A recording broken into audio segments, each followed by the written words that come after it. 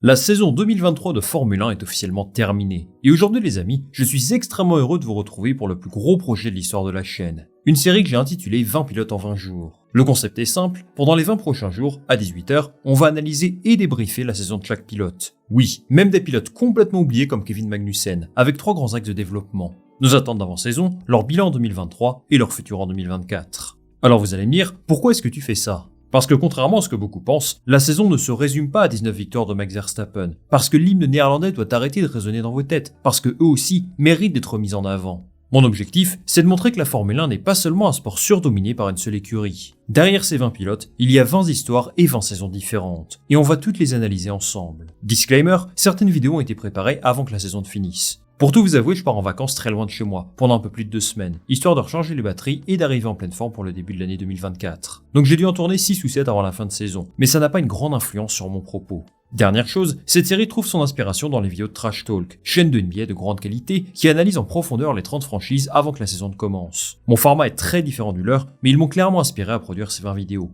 Mention spéciale à Antoine du Pit Stop aussi, qui a un concept similaire avec les 10 écuries de la grille, et que je regardais avant même de commencer ma chaîne. Cette série, ça représente beaucoup de travail et des nuits assez courtes. Alors je compte sur vous pour me soutenir un maximum en likant cette vidéo et surtout en vous abonnant, histoire de se rapprocher des 100 000 abonnés le plus vite possible. Merci de m'avoir écouté les amis, je vous laisse avec la vidéo d'aujourd'hui sur Logan Sargeant.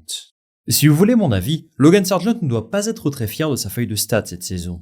Face à Alex Albon, on est sur du 27.1 et 22-0 en qualif. Vous avouerez que ce n'est pas très glorieux. Et en terminant 21ème du classement pilote cette saison, Logan Sargeant a sans doute réalisé le pire exercice de toute la grille. Pourtant, ses performances ont suffi pour que son patron choisisse de lui offrir une extension de contrat d'1 an, chose qui ne semblait vraiment pas gagnée au départ. En rempilant pour une année supplémentaire, Logan Sargeant a atteint son objectif. C'est tout de même un sacré accomplissement, parce que beaucoup ne donnaient pas très cher de sa peau en début d'année. Avec des performances pareilles, je pense qu'aucune autre écurie de la grille ne l'aurait conservé. Mais Williams a choisi de lui faire confiance pour une année de plus. Et au risque de vous étonner, il me semble qu'ils ont pris la bonne décision.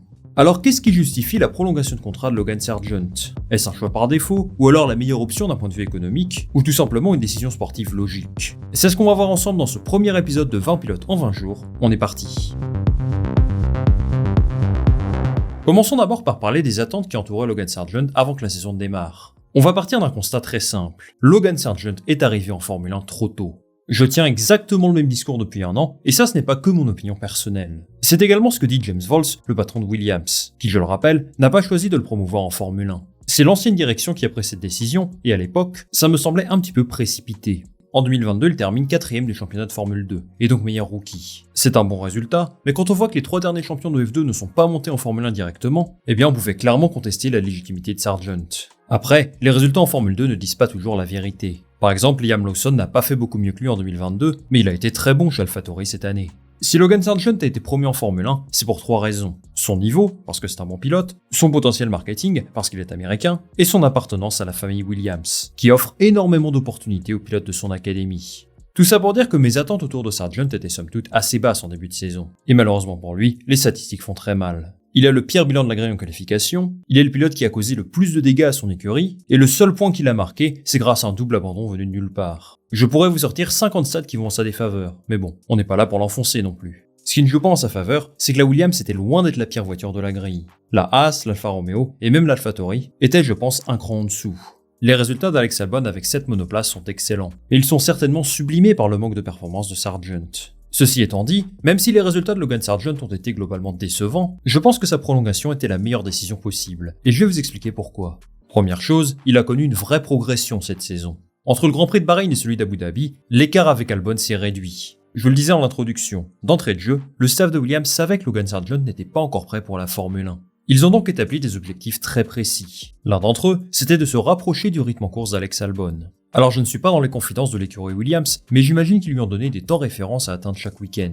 Ils lui ont fait une promesse, c'est qu'ils attendraient le dernier tour du dernier Grand Prix de la saison pour faire une évaluation finale. Sargeant a vraiment été mis sous pression, et on a pu le ressentir en piste. Je me souviens par exemple de son énorme crash lors du Grand Prix du Japon, ou encore celui en qualification en Belgique. Ça évidemment ça a impacté négativement son bilan, mais on peut lui reconnaître de ne pas s'être démoralisé.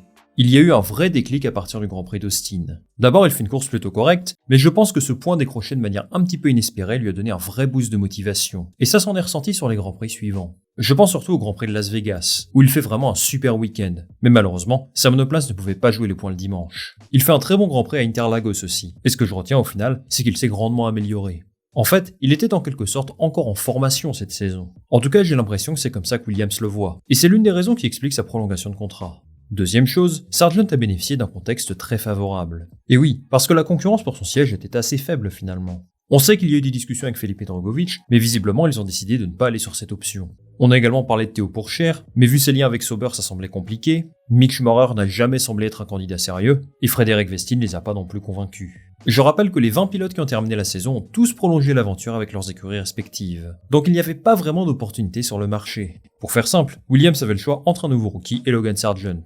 Est-ce que ça vaut vraiment le coup d'investir temps et argent sur quelqu'un d'autre? N'est-il pas mieux de privilégier l'option maison? C'est ce qu'a choisi de faire Williams, et au vu de cet environnement si particulier, je pense qu'ils ont pris la bonne décision. On connaît l'importance qu'accorde Williams à son académie. Ils croient vraiment en Logan Sargent, et ils estiment qu'il mérite une deuxième saison pour prouver ce qu'il vaut. Même si c'est le pire pilote de la grille aujourd'hui, les données que possède Williams semblent montrer qu'il a le potentiel pour aller plus haut. Je tiens vraiment à saluer le management de Williams. Toute la saison, même dans les moments les plus difficiles, ils n'ont cessé d'apporter leur soutien à Sargent.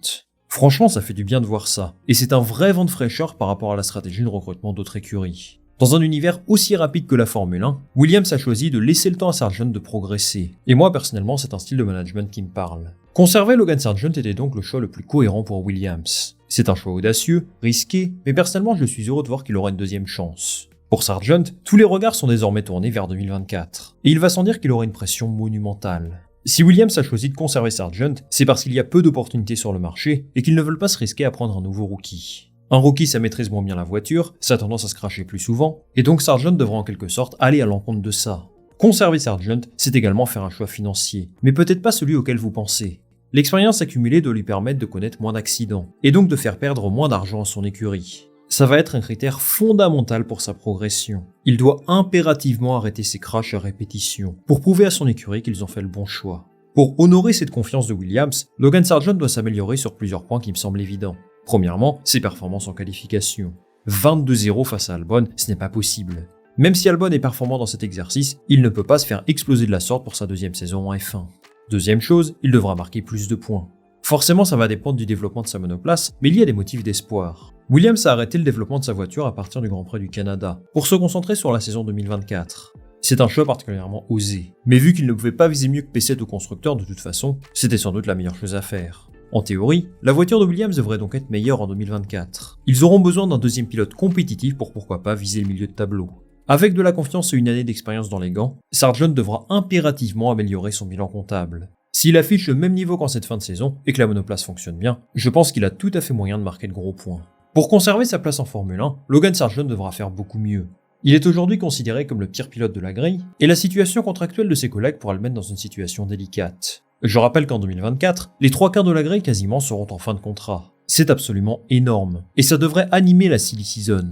Cette saison, si Williams avait eu l'opportunité de signer quelqu'un de plus talentueux que Sargent, je pense qu'il l'aurait fait. Il y aura forcément du mouvement sur le marché, et ça met évidemment son siège en danger. Après aujourd'hui, il y a beaucoup d'inconnus. Que fera Williams si Alex Albon quitte l'écurie? Est-ce que les jeunes pilotes en Formule 2 feront du bon travail? Est-ce qu'il y aura une opportunité sur le marché accessible financièrement pour eux? Beaucoup d'interrogations et une seule réponse. Logan Sargent a les clés en main pour assurer son avenir. Pour conserver son baquet, il devra absolument offrir une adversité à Alex Albon, au moins le battre sur quelques grands prix, et participer de manière beaucoup plus active au championnat de son écurie. C'est un pilote qui a certainement des qualités, et maintenant, c'est à lui de les faire briller pour se construire une belle carrière en Formule 1.